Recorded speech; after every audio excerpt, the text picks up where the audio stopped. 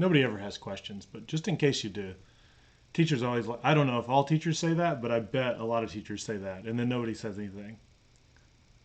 Does that happen in other classes too? Any questions? If you wait long enough, people will start to get uncomfortable and then they might ask a question. But I won't do that. So I'm going to my website and actually going to paste this link into Google Classroom just in case, or not Google Classroom, but into this Google Doc that I've been working on, which I think is this one. Just in case somebody happens to go here and they don't know where the heck my website is. There. So this is my plan for today to go over some of this stuff. More capstone project details. I've been trying to hammer out some details so you can feel like at least you know what the future holds for you with regard to the capstone project. And then along with that, go over some upcoming due dates. And this looks like a lot of stuff here, but I was thinking about you're going to have 3 projects going at once. And what do you do with 3 projects going at once? Do you do one, finish it, do the other one? And so I want to talk about that a little bit. And then this one, I can take care of this really quickly. If you have turned in an assignment late and it's so late that I already put it in PowerSchool, you need to email me to remind me to just say, hey, I've turned in that assignment. Will you go back and grade it? Because I turned off all notifications in Google Classroom because I don't want a little blip every time somebody turns something in. It's just really annoying. So if you turn in things, like let's say I've put all the grades in PowerSchool and you've got a 0 for your paper projectiles log, but then you turn it in after that, email me. And I'll go back and I'll find it in Google Classroom and I'll grade it and I'll fix it. And if I don't fix it, email me again. You really shouldn't have to nag me because I'm an adult and adults shouldn't need to be nagged, but just in case, you may have to nag me a little sometimes.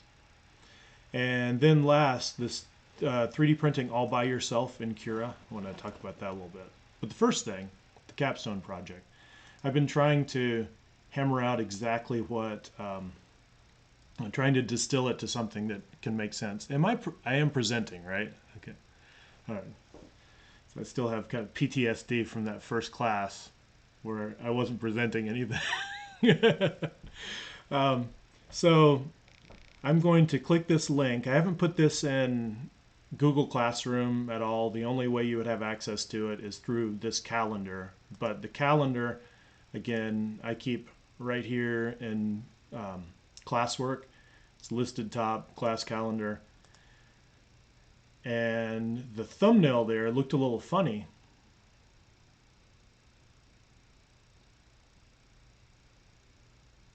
Okay, so the thumbnail looked like this. This was what it looked like just a little while ago.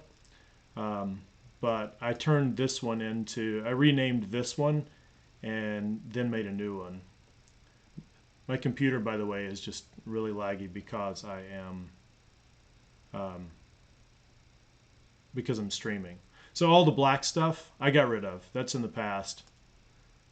And this, it's trying to open in 2 places now.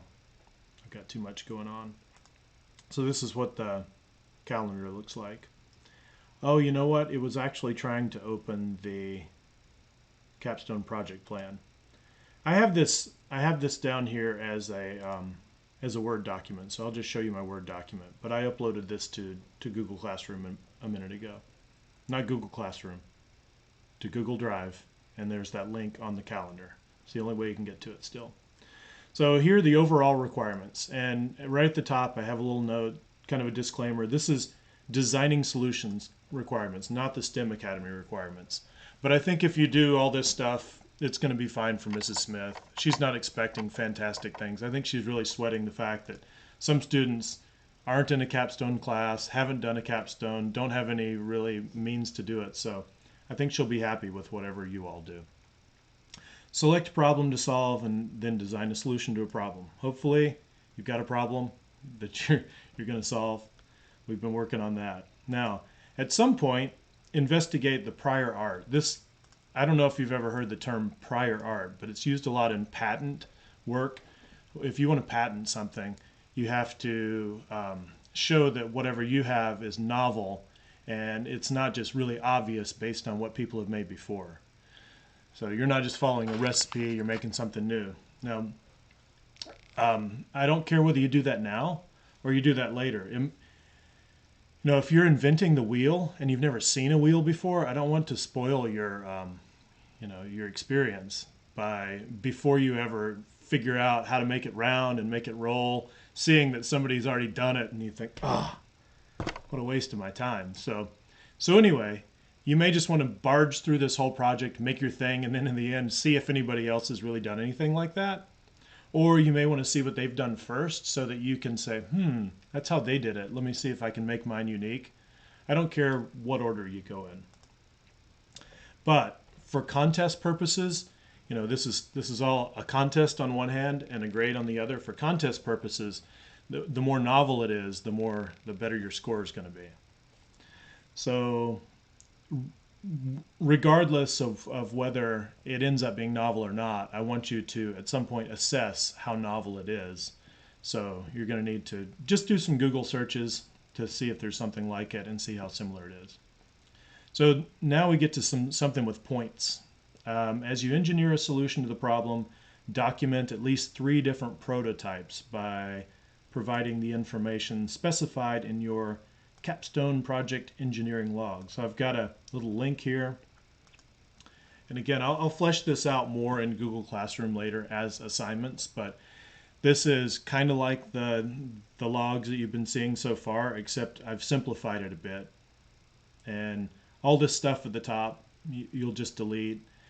So you need some pictures, observations, additional notes.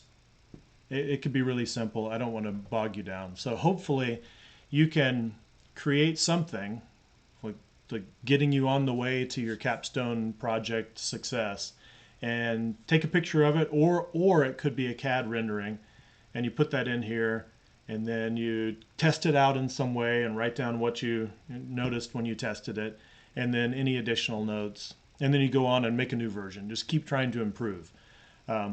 What I want to see is as many different little steps on the way to your final product as possible.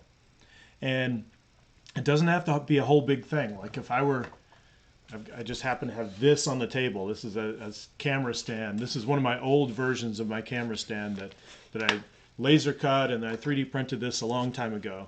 But if you were doing something like this, it wouldn't have to be a whole new thing every time. It could just be, this is my version 1.0, and in version 2.0, I'm just changing this because, the way I grab this, it kind of bothers my fingers. So I just changed the design on this. So your version 2.0 could just be a new picture of this. And you could talk about how that worked out.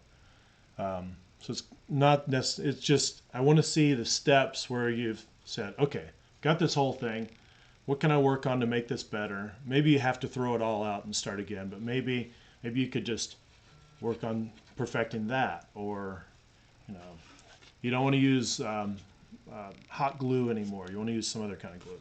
So this, don't worry about making this a beautiful work of art. It's just for me, so I know you went through the process, and it's probably also a good idea for you to see your process and get stuff down on paper, because you might think about it differently once it's out of your head.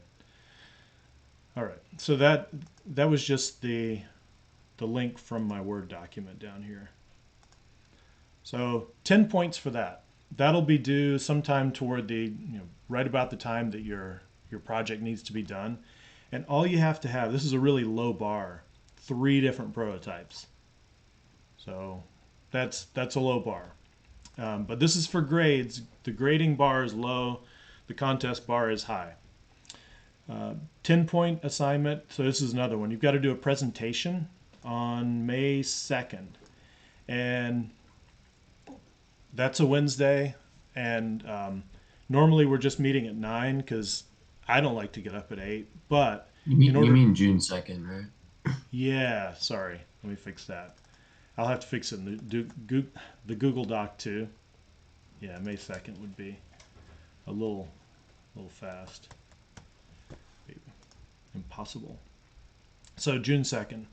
And if I don't fix that in the Google Doc, you'll know. Hopefully it's June 2nd. So present your solution to the class. If you can't be present for a live presentation, submit a video. So if you know you can't make that, just make a video that I can show everybody. And I'll record the presentation so you can do the rating assignment below. So this 10-point assignment is a slideshow, and it'll just be done here over Google Meet. And if we decide for whatever reason you don't want to do Meet, we can do Zoom. But I think Meet seems to be works for people. So you'll just present like I'm presenting, and present your project to the class, or create a video. And so that's a 10-point assignment, and I'll give you more specifics on that presentation. STEM Academy students, that night is the capstone night presentation. So this will be a good run through of the capstone. And at capstone night, you're supposed to do a presentation over Zoom that'll be kind of like this, except Ms. Smith is going to give you a trifold presentation board.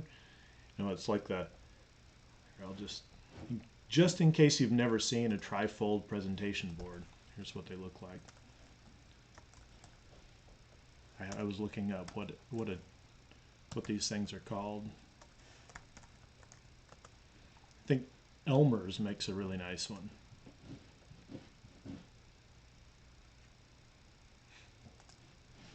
This is a mini one. You've probably got a bigger one. So anyway, I think she's going to be providing everybody in the STEM Academy with one of these. And so STEM people, you could probably take stuff from the presentation you're doing in here, print out some stuff and put it on there, because I think they're going to have people from AV and the library come in and zoom in on your board, and then zoom in on you, and then zoom in on your whatever you have to show, and you're just going to spend about 5 minutes talking in Zoom and sharing your project. And they're going to go from person to person. So that's not really this part I'm highlighting now. This is for the Designing Solutions class, but I just wanted to remind STEM Academy students about that. And then last, this 5-point assignment. I deleted this and then put it back. I think it'll be good. So I want you to rate other students' projects. And it's important for you to know your rating of other students' projects will not be anonymous. So I'm going to know who you are when you're rating other people's projects. But I'm the only one who's going to see those. So I don't want this to turn into any kind of popularity contest. I'm not naming names, but there's some people in this class who I could see on a bad day getting a little squirrely or weird and, you know, not being good raters. And that's why I'm going to look at this. And anyway. But I do think it would be good for you to be critically listening and giving some feedback, although I'm not going to share that directly with other students. Student ratings may be considered by me, but ultimately I'm the one who determines the grades and the contest winner. So I haven't really talked about specifics so much, but you can, you know, what's coming up is this log, which is at the bare minimum pictures of 3 different prototypes. That's easy. You get that? Check, check, check. 100% on that. You get 10 out of 10. Do the presentation on June 2nd. I can give you more specifics on the presentation, but as long as you do it, that's going to be a pretty easy 10 points. And of course, this rating assignment, that's easy too. So this is nothing to worry about so much. All right. Now, moving down a little bit, contest scoring criteria. I don't want to spend too much time on this because I feel like I'm just yapping here, but this is not determining your grade. So this is what I'm going to do. This is how I'm going to score your projects when you're presenting. Clarity of the problem. So you've got to explain exactly what your problem is. And you're going to get a 0 if I have no idea what you tried to do. I like this because I get to be harsh. This is the place where I get to say the things I really feel about your project rather than, you know, you did the work, you deserve a grade in the class. A 3, this is 3 points. We understand exactly what you're trying to do and who the problem relates to. Effectiveness.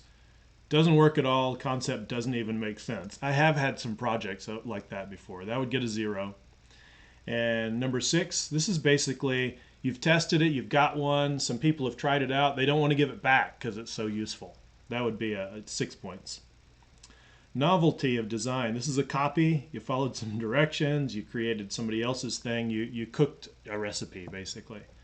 And a 3 points on that. This would be actually be patentable. And you may think, oh, it's really hard to create something you could patent, but it's not that hard. People have patented all kinds of stupid stuff that really isn't as novel as you might think. Quantity of problem solving. So what I want to see is a lot of prototypes. And the highest score here would be if you were surprisingly efficient and you showed us in some way that you could communicate kind of quickly that you had tons and tons of different steps on your way to creating all these iterations and your final project. So there's 6 points for quantity, only 3 points for quality. So I'm really emphasizing quantity over quality here because I think that'll give you the better experience. Quality of documented problem solving. A really good score on that would be that when you look at the requirements, you're going to share 1 or 2 examples of some little roadblock that you ran into and how you dealt with it. So this says you shared 2 examples of problem solving where your solutions were highly effective and or clever or creative. They are solutions that would not be readily apparent to most students. So this is the kind of thing where you're working on this, and I don't know, this piece is coming down here and it's hitting there, and you don't like that, and you just can't figure out a way to make this shorter and make it all work. And then after tenaciously sticking with it for a while, you come up with a great solution. So you're going to be sharing a couple of things like that like zooming in on your project just on a couple of things and telling about some little anecdote of how you solved a problem within the overall problem. Readiness of design. 0 would be there is no design. 3 would be you have a working prototype that solves your stated problem in real life testing. So you're ready to give it to people and say, here you go. Go use this. And that would be a perfect score. I'm going to be grading or scoring on overall impression of the project. A 0 is, I would be embarrassed if another teacher saw this. And some people, that definitely fits. I can picture several projects from recent years that I'm really embarrassed about. And then a high score could be all kinds of things. So could be clever, could be fun, could be just satisfyingly simple and nice. Could be that it's a classic example of somebody just working hard and gritting it out and getting to the end. And then I invoked Marie Kondo here. It just sparks joy in some significant way. This is kind of a subjective thing. And then 3 points for your presentation. So mostly I'm going to be scoring this during the presentation, but I am going to have some knowledge of what you did outside the presentation.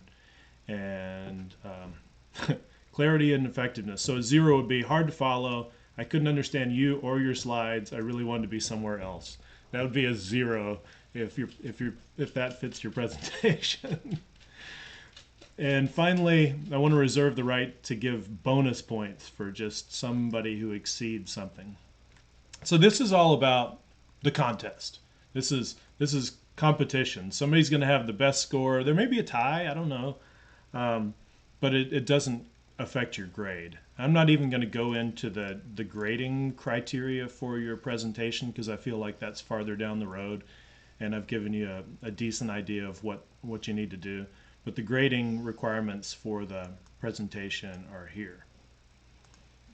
All right, that's a mouthful there. Does anybody have any questions now? Probably not, but go ahead if you do. I feel like my mom. My mom will say, "How are you doing?" Don't answer that. I don't know why she does it. It's really weird. Okay, so no questions there. Let me go back to my website if I can find it. So those are some capstone project details. Upcoming due dates, I want to get to that in just a moment. But since I've got this here, how to budget your time. You can do this however you want, but you've got 3 projects that are sort of in the works now. There's the capstone project you should be working on. There's the hang time projectile project, and then there's the laser cut mobile. And the reason I wanted to give you all those 3 projects, start them at one time, is because there's going to be a little bit of lag time, especially if you with the laser with the hang time projectile. If you're designing stuff and 3D printing it and then testing it, you can't do all that in one class because it takes a while to get it from the 3D printer. So what I would kind of recommend is just rotating from one thing to the next.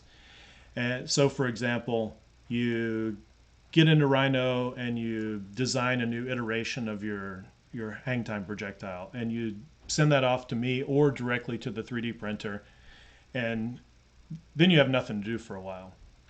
So then you can work on your mobile for a while if you want.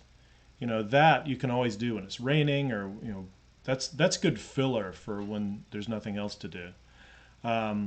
You could work on your capstone project if you're designing something that needs to be laser cut for that or 3D printed for that. You could do that and get that going, and then go back to your projectile after that, which might be ready, and you can do some testing and you could think about it, and you can maybe get a new one going, and then you could go back to your capstone project, and maybe whatever you 3D printed for that you could do some testing with, and then just kind of keep going through this, keep rotating from one to another. And it solves a couple of problems. One is the problem that I feel like your brain is only productive problem solving for so long, and it needs some time to incubate. When you're stacking wood or sleeping or driving or in the shower, those are when, if you think back about that, good ideas are going to come to you.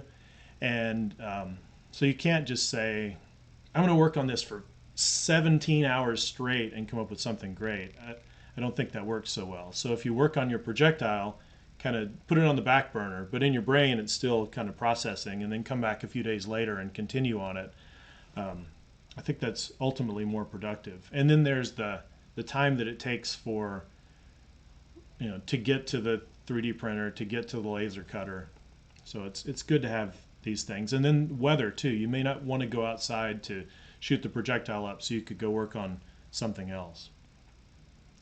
But this is just a maybe. I'm just throwing that out there in case you hadn't really thought that way, and you kind of feel like you're very sequential and you like to finish one thing before you go on to the next. I don't think that's going to work very well in here, but you can try it. The 3D printing all by yourself in Cura. Hopefully, raise your hand or your fake hand on there, whichever, if you have received an email invitation from Mr. Riposh about printing in the library.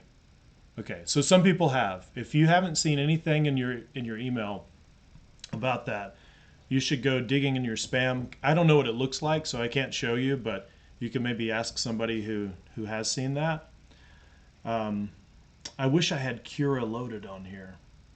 Maybe I'll open it up while I talk, and I'll show you that in just a second. But I have made, I'm going to go to my YouTube channel right now because I don't think I've put any of this in Google Classroom. But I've made a video showing how you can print to the Makerspace from home if you want to. So this is the Designing Solutions YouTube playlist, or at least it should be. By the way, on my computer, Cura takes forever to open. So in the background, it's probably just churning around. Looks like I haven't added these to the Designing Solutions playlist. So I know I made these videos. Let me just go to my YouTube channel.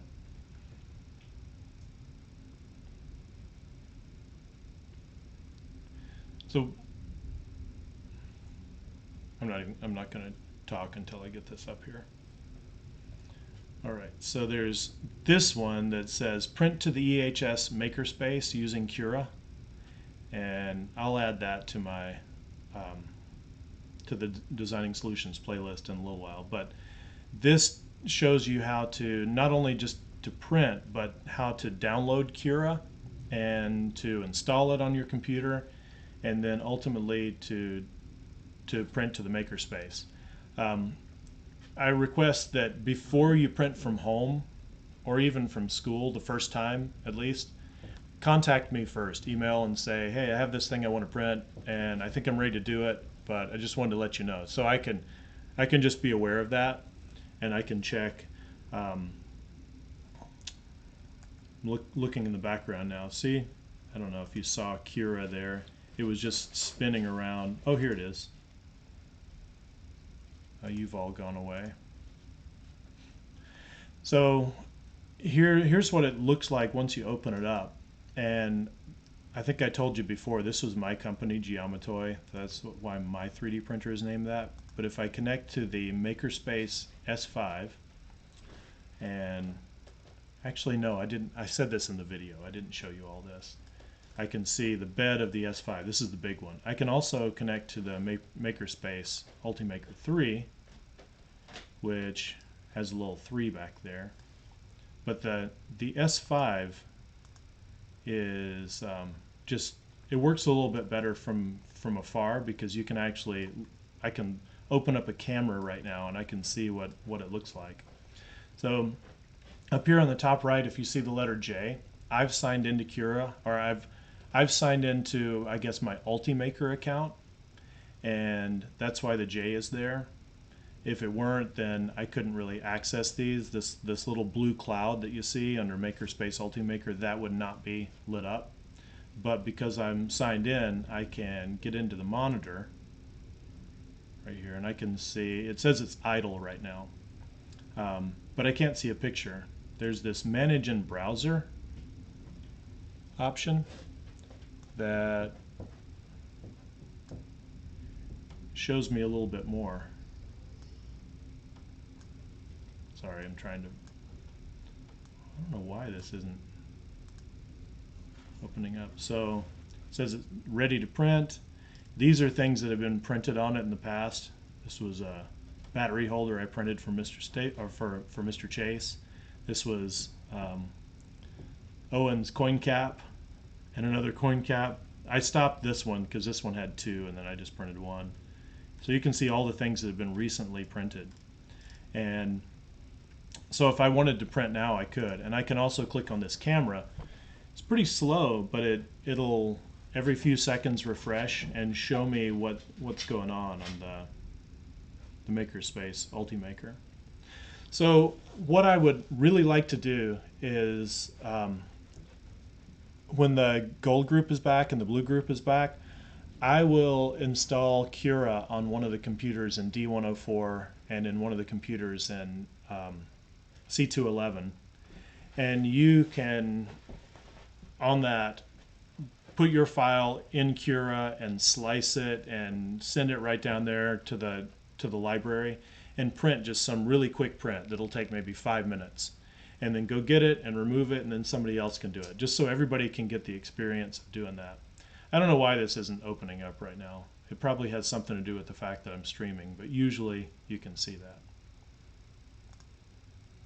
All right, that's enough time spent on that. So anyway, this video, which I guess I should, let me just add it to the playlist. If you want to know how to load Cura on your computer, you can get into this video and watch and follow the steps that I have, and then you can print from home sometime if you want to.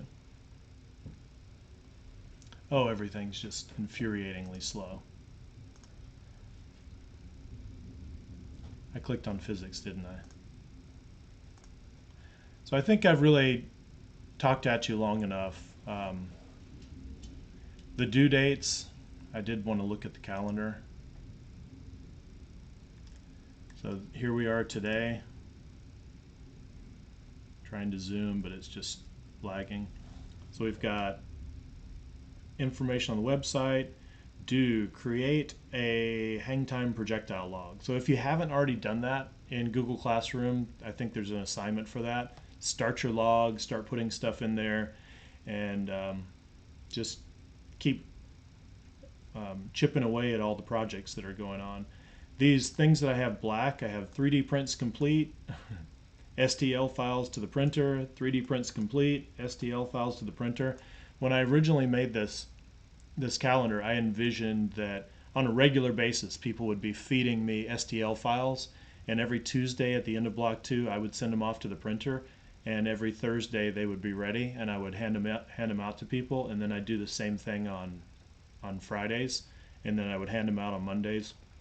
I haven't been getting a lot of those, so just like pick up the pace with regard to getting those to me. I do understand that you've got APs, so I know right now a lot of you have other things that are probably more important to deal with. Okay, next week I want you to at least have version 1.0 done in your capstone log. So whether that's just a CAD drawing of like, this is my virtual version 1.0, or a sketch, this is my sketched on paper version 1.0, something that you can put in that capstone log so that I know you've got the ball rolling. And that's it. So I'm done. This is the last chance to ask questions, if there happen to be any questions. No questions? Okay, well, Is the capstone log in Google Classroom or just no, that I'm going to be adding. The only way you can get to that capstone log right now is to go to this calendar and click on where it says discuss the general capstone project plan, and that'll take you to it. I will add that to Google Classroom, but this link right here, this will get to it. So it would be a good idea if I would assign that. That way you could get it done by next Wednesday. Yeah, it's bad teaching to not have it in Google Classroom and expect you to have it done next week. Thank you for pointing that out, David. Anything else? Okay. Well, stay if you want to talk like on an individual level, but you're all free to go.